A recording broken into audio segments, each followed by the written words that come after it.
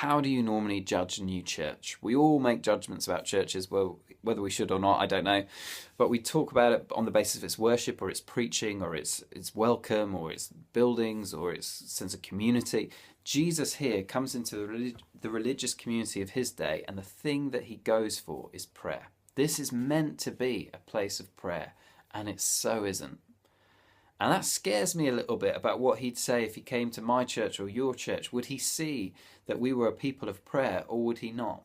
And often that's something we struggle with. But prayer, get this, it's like the engine, and it's the powerhouse of a church. And God, John Wesley, who led the last great revival in this country, he says, God does nothing if not in answer to prayer.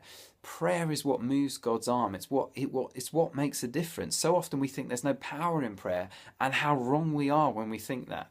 D.L. Moody, who was a brilliant evangelist, he used to say, when I get to heaven, there'll be two things that surprise me. The first is the beauty of the Saviour. I won't get how amazing he is. And the second is how little I've used the weapon of prayer.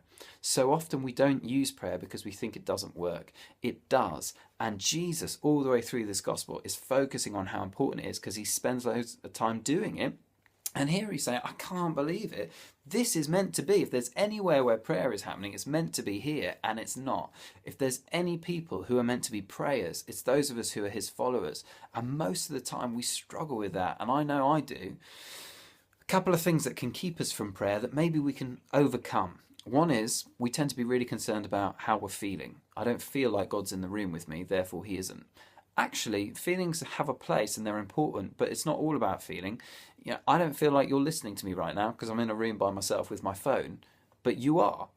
And it's not always on the basis of my feelings. So feelings are not as important. Don't worry so much if you don't have a gooey feeling when you pray. Just pray anyway.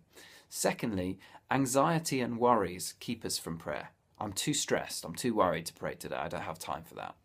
Why not see prayer as a place where we deposit and we drop off our anxiety and our worry? Rather than there being things that stop us from praying, they could be things that lead us to prayer.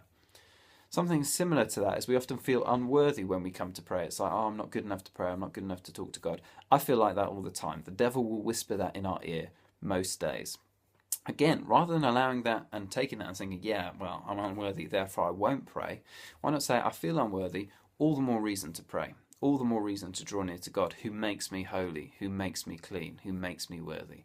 And finally, we often think that things are too small to pray about. I don't want to pray, oh, I can't bother God with this. He's got too many other important things to do. He's got to sort out the whole world. He's not going to worry about my little issues. If you're a dad, then you care about what your little girl or your little boy thinks. He's a dad.